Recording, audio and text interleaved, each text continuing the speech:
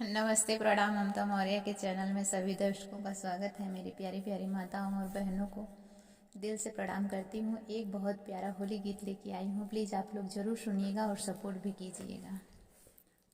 शिव खेलई होली जटा खोली, शिव खेलई होली जटा खोली, शिव खेलई होली जटा खोली, शिव खेलई होली जटा खोली, शिव खेलई होली जटा खोली, शिव खेलई होली जटा खोली।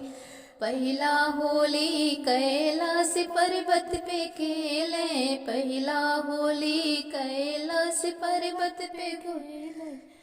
गौरायो शंकर के जब जोड़ी, शिव खेलई होली जटा खोली, गौरा शंकर के गजब जोड़ी, शिव खेलई होली जटा खोली, शिव खेलई होली जटा खोली, शिव खेलई होली जटा खोली, शिव खेलई होली जटा खोली, शिव खेलई होली जटा।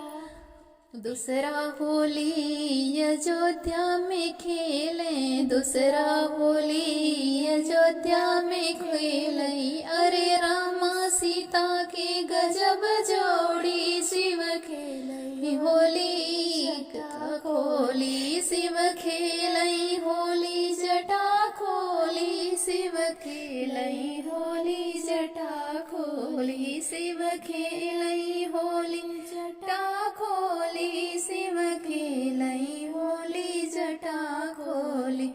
तीसरा होली गोकुल में खेलई, तीसरा होली गोकुल में खेलई। अरे राधा कृष्ण के गजब जोड़ी, शिव खेलई होली जटा खोली। अरे राधा कृष्ण गजब जोड़ी, शिव खेलई होली जटा खोली, शिव खेलई होली जटा खोली, शिव खेलई होली जटा खोली।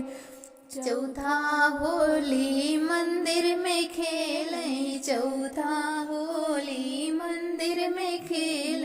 भक्तन के लागे गजब टोली, शिव खेलई होली जटा खोली। अरे भक्तन के लागे गजब टोली, शिव खेलई होली जटा खोली, शिव खेलई